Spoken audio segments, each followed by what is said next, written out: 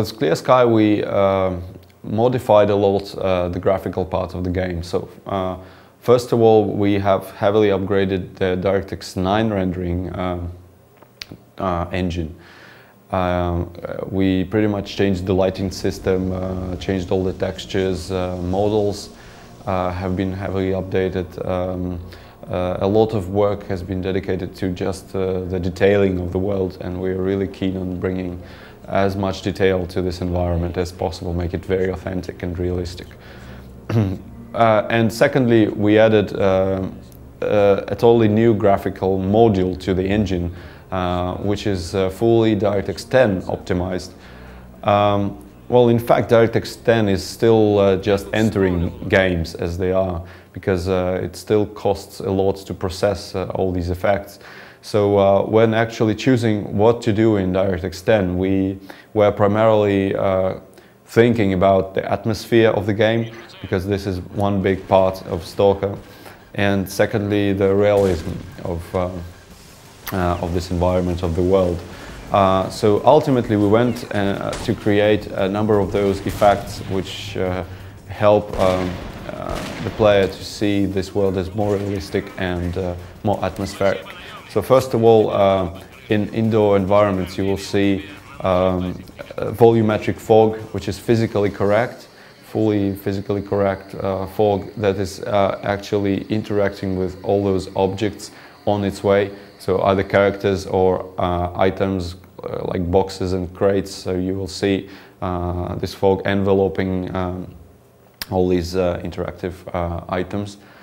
And secondly, we have this sophisticated lighting technique, which is called volumetric light, and also sun shafts, otherwise called God rays. So when the sun goes real bright, you will see real volumetric, kind of nice and realistic shafts of the sun going through objects and casting those realistic shadows, all processed in real time.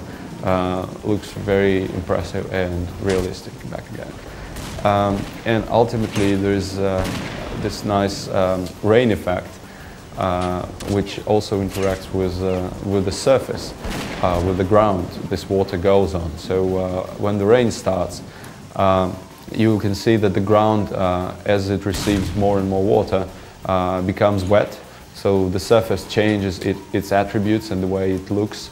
You will see it start like glistening, and as more rain touches the ground, you can see little splashes of water, little puddles showing up, and back again, this looks very impressive. And at the same time, as heavy rain starts, water will start streaming down vertical surfaces. So all of these effects just add to even more like realism and immersion for the player. So these are basically the effects that the players can see on well, top-notch hardware, really cutting-edge technologies behind all this.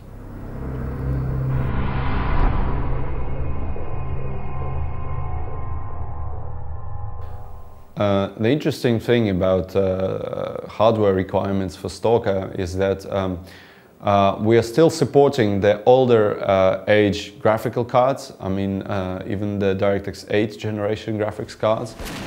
So is DirectX 9 and the latest DirectX 10 video cards. Which effectively means that the players with lower end systems can still play the game, although they won't be able to see that kind of eye candy that the latest technology provides. But all in all, the key thing is gameplay.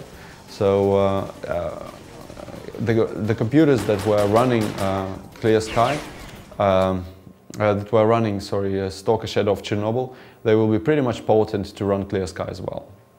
And those players who have really high-end systems, they just can see more eye candy, and that's the only difference.